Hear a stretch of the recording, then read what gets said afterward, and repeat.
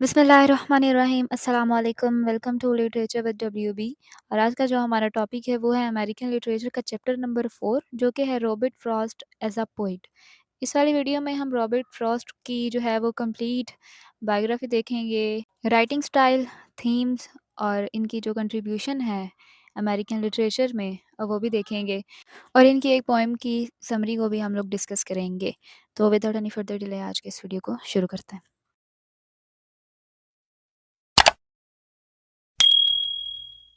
सबसे पहले देखते हैं हम introduction to Robert Frost.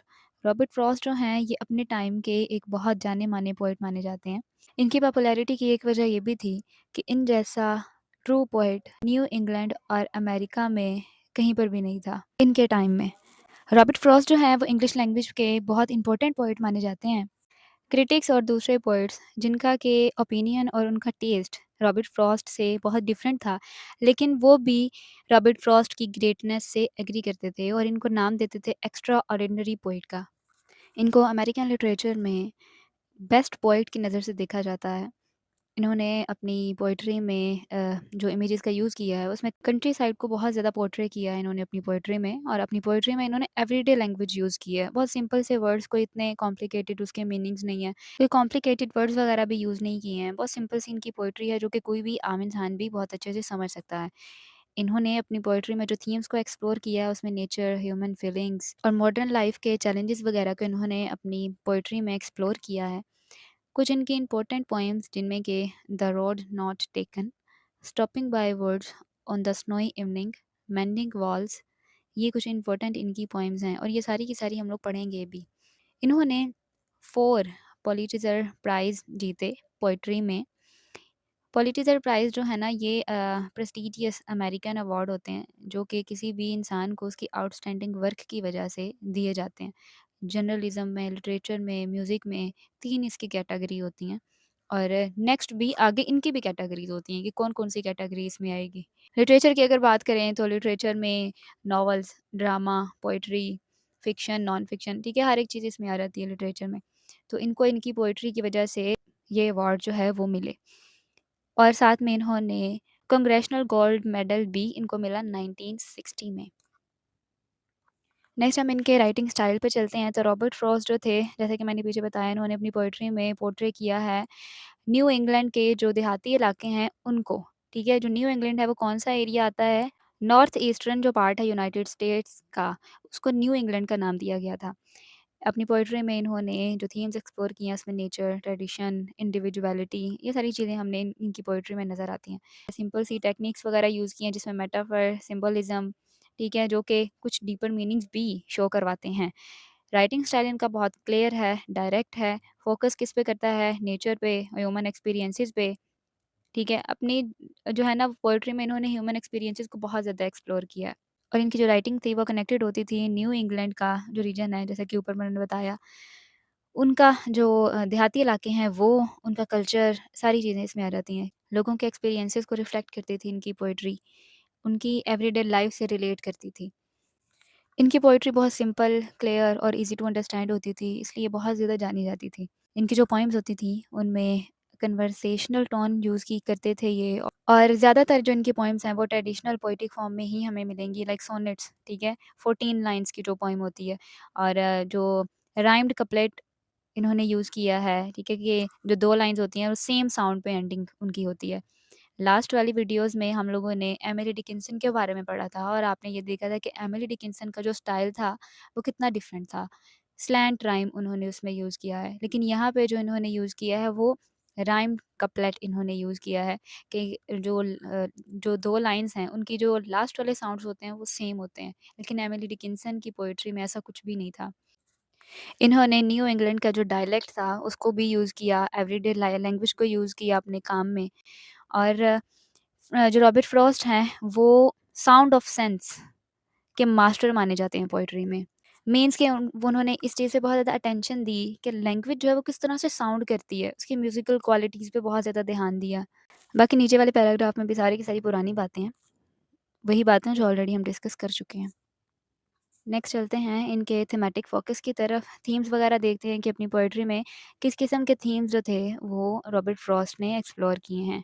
Robert Frost जो हैं वो ज़्यादातर जो इन्होंने अपनी पोएट्री में थीम्स को एक्सप्लोर किया उनमें नेचर, रूरल लाइफ इन्होंने अपनी पोएट्री में लिखा है, complexities of human emotions and decisions, new England की जो कल्चर था उनका, जो उनकी देहाती ज़िंदगी थी, उन सारी चीज़ों को बहुत अच्छे से पोर्ट्रे किया है। और आप देखेंगे भी कि किस तरह से जब वो पोर्ट्रे करते हैं तो हमारे सामने इमेजेस बनते चले जाते हैं इनकी पोएट्री की वजह से कि अच्छा वहाँ पे कुछ ऐसा सीन होगा, क्योंकि हर एक चीज़ को बहुत डिटेल से बताते थे अपनी पोएट्री में।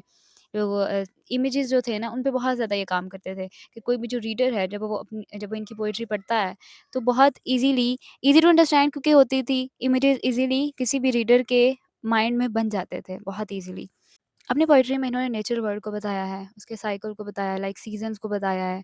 इसके अलावा इन्होंने अपने काम में जो फीलिंग ऑफ आइसोलेशन होती है, इंडिविजुअलिटी होती है वो, और जो भी इंसान जब कोई चॉइसेस बनाता है, ठीक है? जब किसी न किसी चीज़ का इंतखाब करता है, उसके बारे में इन्होंने लिखा है और उस चीज़ को इंतखाब करने के बाद उसके जो कॉन्सिक्वेंसेज़ होते हैं, जो कि किसी भी पर्सन की लाइफ़ को शेप करते हैं, उनके बारे में इन्होंने अपनी पोएट्री में बताया है। अपनी पोएट्री में इन्होंने ट्रेडिशन और जो मॉडर्न एज है, उसके बारे में इन्होंने बहुत ज़्यादा बताया है कि किस तरह से कंपेयर किया है, जो मॉडर्न लाइफ़ है उसकी जो है वो कुछ मुश्किलात वगैरह बताई हैं और साथ में बताया कि इनका नेचर के साथ कितनी मोहब्बत है इनको।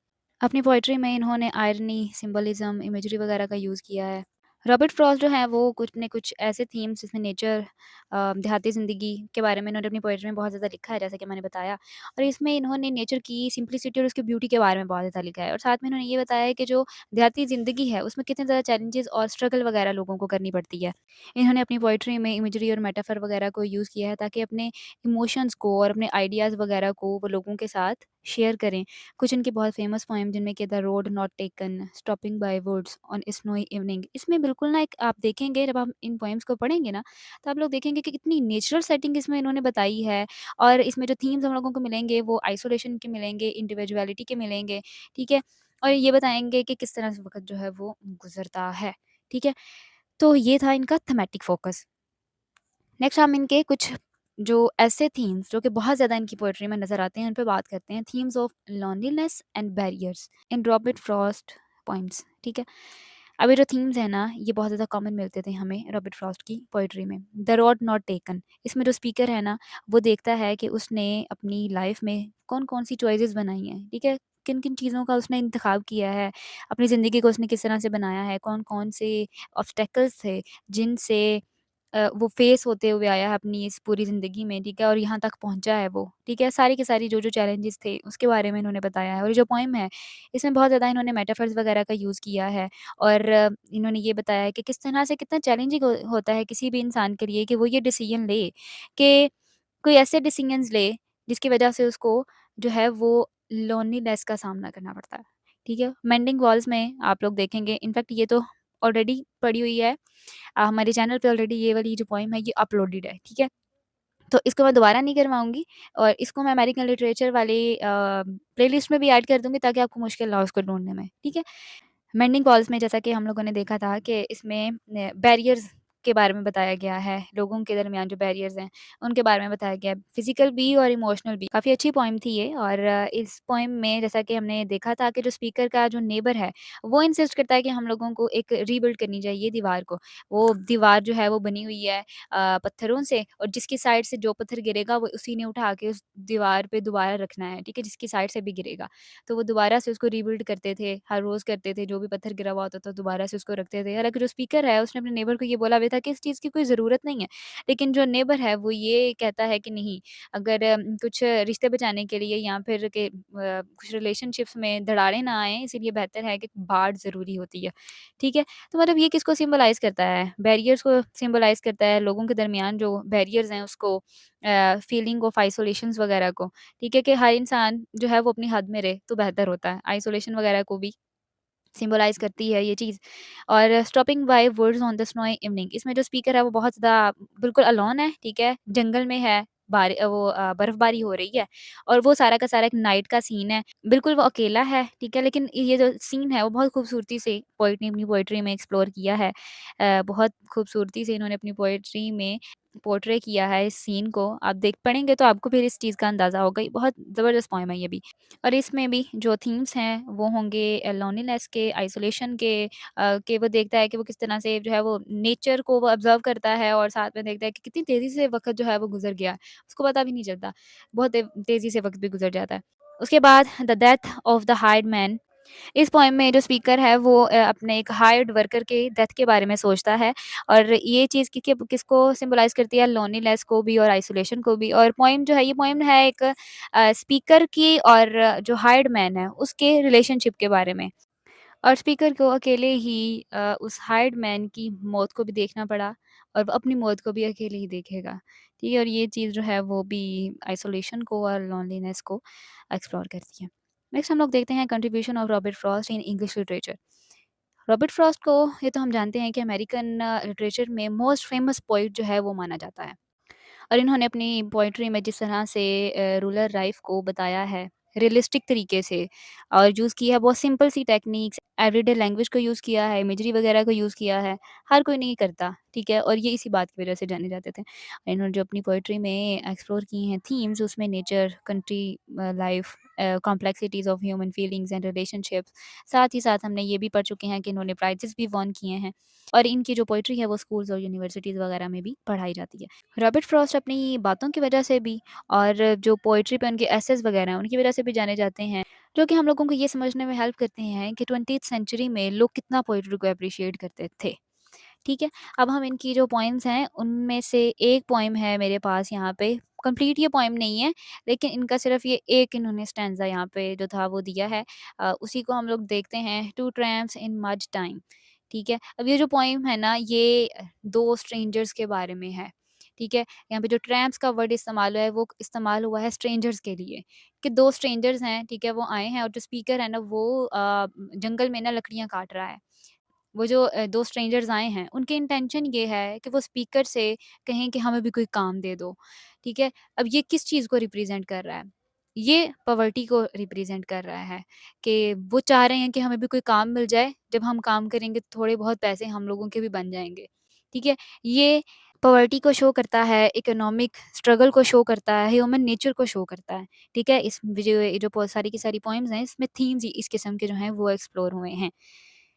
इस स्टैन्ज़ा को हम लोग रीड कर लेते हैं, बता तो मैंने दिया है किसके बारे में है, तो उसमें उसको हम लोग रीड कर लेते हैं। Out of the mud two strangers came, ठीक है? कि 2 जो स्ट्रेंजर्स हैं वो आए हैं and caught me splitting would in the yard, और उन्होंने जो है वो मुझे पाया कि मैं जो हूँ वो जंगल में लकड़ियाँ काट रहा हूँ, ठीक है? स्पीकर जो है वो बता रहा है कि 2 स्ट्रेंजर्स आए हैं और उन्होंने मुझे देखा है कि मैं लकड़ियाँ काट रहा हूँ, ठीक है? And one of them put me off my aim, और किसी एक ने मुझे इनकरेज किया। किस बात पे इनकरेज किया? By hailing cheerily, hit them hard. ये इस चीज़ को शो करवा रहा है कि वर्क हार्डर, ठीक है? कि अच्छे से काम करो, वर्क हार्ड, उसको इनकरेज करने की कोशिश कर रहा है स्पीकर को, ठीक है? I knew pretty well why he dropped behind. अब यहाँ पे जो पॉइंट है वो ये कहना चाह रहा है कि मैं उसकी जो इंटेंशन है वो समझ गया था कि क्या इसकी इंटेंशन है।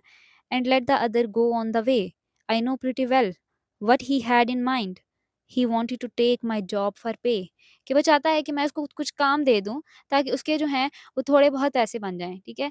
यहाँ पे पॉवर्टी और इकोनॉमिक स्ट्रगल वगैरह के बारे में बात हो रही है कि जो देहाती लोग हैं वो उनको कितनी स्ट्रगल करनी पड़ती थी अपनी इकोनॉमी के लिए।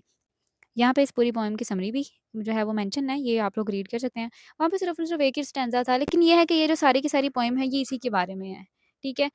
और इसमें जो थीम्स वगैरह हैं वो मैं आपको ऑलरेडी बता चुकी हूँ, पॉवर्टी है, इकोनॉमिक स्ट्रगल है, ह्यूमन नेचर है, ठीक है? ये इस किस्म के थीम जो हैं वो एक्सप्लोर हुए हैं इसमें।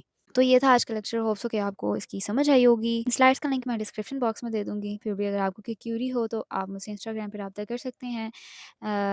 रॉबर्ट फ्रॉस्ट की ऑलरेडी मेरे चैनल पे 2 पोएम्स जो हैं वो अपलोडेड हैं, मेंडिंग वॉल्स और दूसरी है आफ्टर एपल पिकिंग, ठीक है? उनको भी मैं अमेरिकन लिटरेचर वाली प्लेलिस्ट में ऐड कर दूँगी, आप वहाँ से जाके देख सकते हैं। बाकी भी फिर जो इनकी बाकी पोएम्स बुक में मेंशन है वो भी मैं बारी-बारी उनको इंशाल्लाह डिस्कस करूँगी। तो इंशाल्लाह मिलते हैं फिर नेक्स्ट वाली वीडियो में, तब तक अपना ख्याल रखिएगा। अल्लाह हाफ़िज़।